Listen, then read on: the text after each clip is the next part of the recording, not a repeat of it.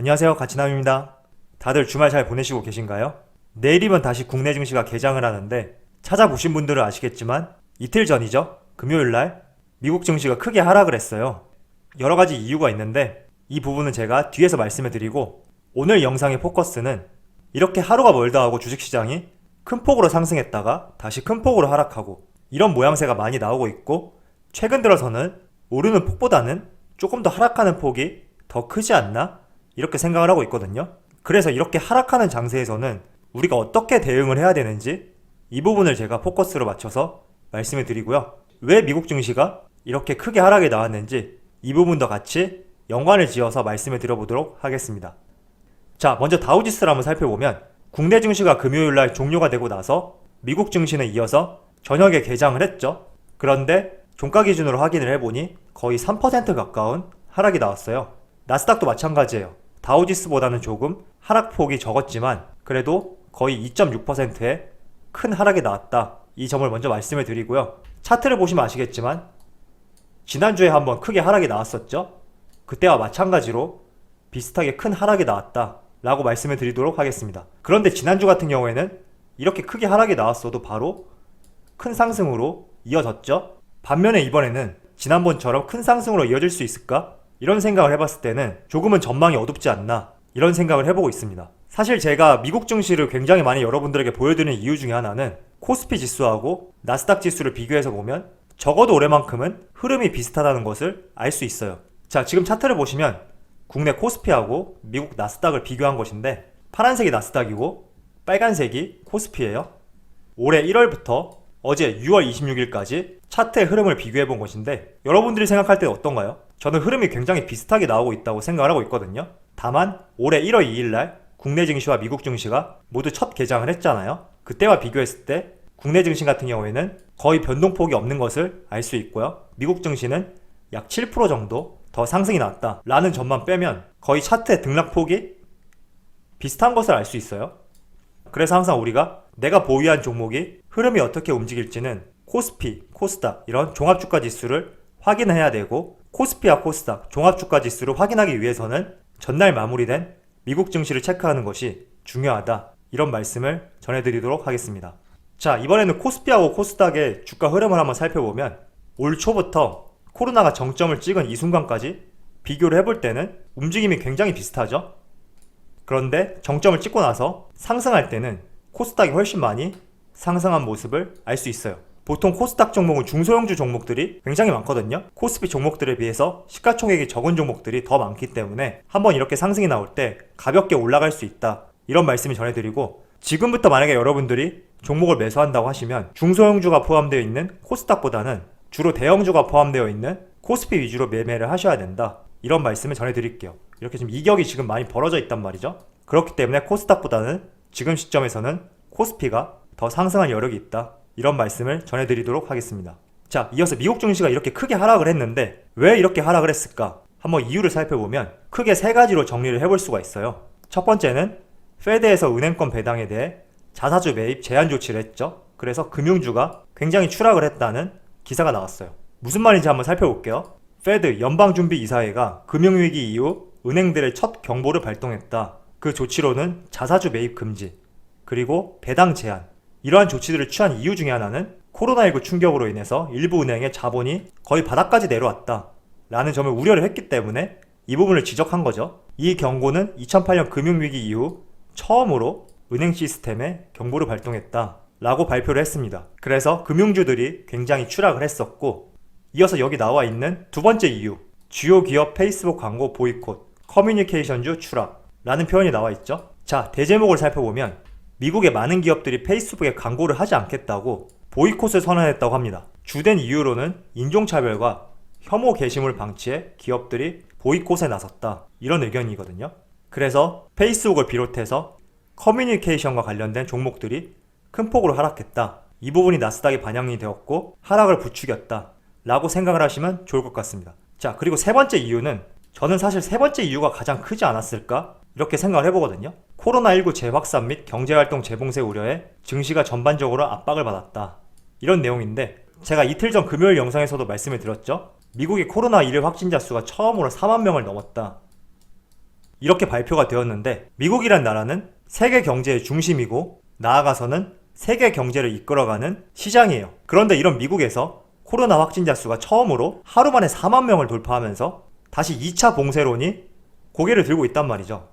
일각에서는 실제 감염자가 10배나 더 할 것이다, 이런 의견들도 있는데 이 부분이 가장 증시의 하락을 부추기지 않았을까, 저는 그렇게 생각하고 있습니다.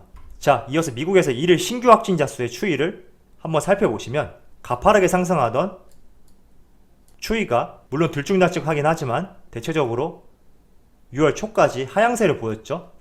그런데 각 주에서 경제 재개를 실시하면서 다시 확진자 수가 크게 급증하는 것을 알 수 있어요.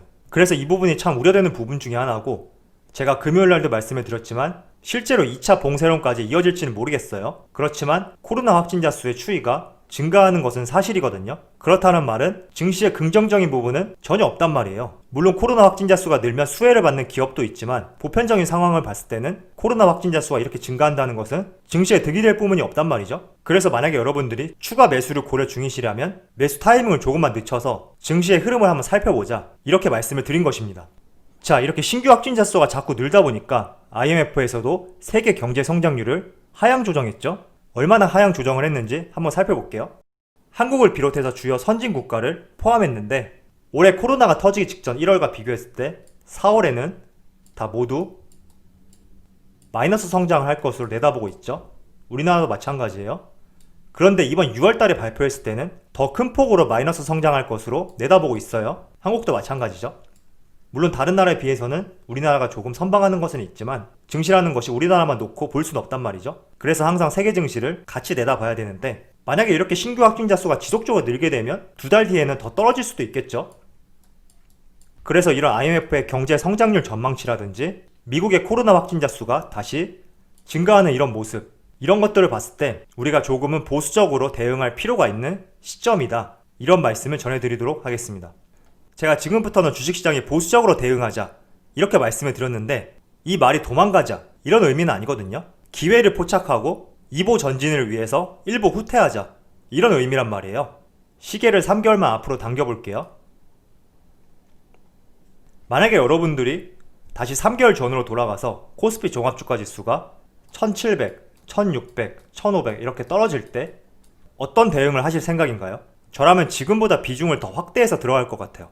그런데 제가 지난 코로나 사태가 터지기 직전에 작년에 주식을 매수하고 들고 있는 종목들이 있거든요. 물론 이 종목들도 장기 투자를 위해서 가지고 있는데 이렇게 주가가 크게 하락할 때 매집을 많이 못했어요. 그 이유 중에 하나가 현금이 많이 없었거든요. 그렇다 보니 돌아서서 보면 정말 좋은 구간들인데 이때 추가 매수를 많이 못한 것이 굉장히 아쉽더라고요.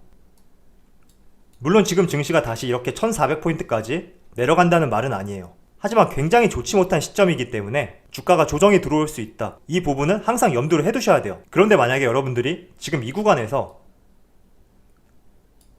현금 비중을 많이 높이지 않고 주식 비중을 굉장히 많이 높이고 있다면 만약에 코로나 확진자 수가 더욱 증가해서 2차 봉쇄론까지 이어질지는 모르겠지만 이어진다면 주가는 조정이 들어올 수밖에 없죠.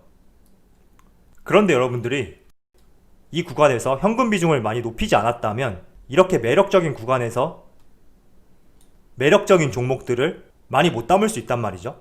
그래서 제가 여러분들에게 드리고 싶은 말씀은 지금 제가 보수적으로 대응하자, 이런 의견은 상황이 좋지 않으니까 도망가자, 이런 의견이 절대 아니고 더 좋은 기회 포착을 위해서 잠시 일부 후퇴하자, 이런 의미로 해석을 하셨으면 좋겠습니다. 하지만 그래도 가장 퍼펙트한 방법은 이렇게 큰 하락이 없이 상승이 나오는 것인데 저는 이런 생각을 하거든요. 내가 100만원 수익을 내는 것보다 100만원 손실을 보지 않는 것이 더욱 값어치 있는 행동이지 않을까, 이런 생각을 하고 있거든요. 그래서 주가의 앞날을 예측하는 것은 신의 영역이지만 지금 상황과 시점을 봤을 때는 상승보다는 하락에 조금 더 무게를 두고 있기 때문에 100만원 수익을 내기보다는 100만원 손실을 지키자, 이런 취지로 이해를 해주시고 이렇게 100만원 손실을 지켰을 때 더 좋은 기회가 내게 다가올 수 있기 때문에 조금은 보수적으로 대응하자, 이런 말씀을 전달해 드리도록 하겠습니다.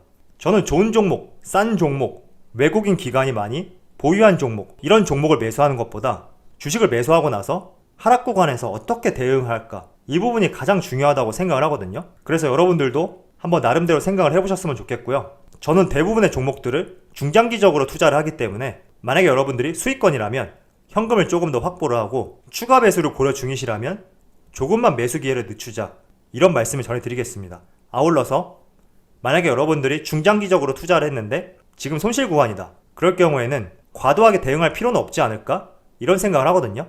결국은 여러분들의 방향성은 정해져 있는데 이런 충격 구간이 온다고 해서 여러분들의 액션을 취하게 되면 그 액션의 결과는 손실밖에 없거든요. 하지만 여러분들이 매수한 종목이 시장성이 더 커지고 있고 산업이 나아가는 방향성과 부합되는 종목이라면 결국 다시 이렇게 상승할 수 있으니까, 내가 장기 투자를 하기 위해 접근한 종목이 손실 구간이고 혹시나 내일도 하락이 나온다면 불안한 마음에 매도하는 이런 좋지 못한 액션은 하지 않는 것이 좋지 않을까, 이런 생각을 해봅니다. 저도 작년에 많은 종목들을 매수했거든요. 이 구간에서 다 장기 투자하기 위해서 매수를 했는데 정말 코로나 구간 때 마이너스 50%까지 시켰어요. 그런데 만약에 여러분들이 장기 투자를 계획하지 않고 단기 투자로 들어왔다면 버티지 못했겠죠. 하지만 저는 지난 IMF 때라든지 2008년 금융위기 왔을 때처럼 시간이 걸리면 걸렸지 항상 복구되더라, 이런 생각이 있었고 내가 매수한 종목은 상승할 수밖에 없다, 이런 믿음이 있었기 때문에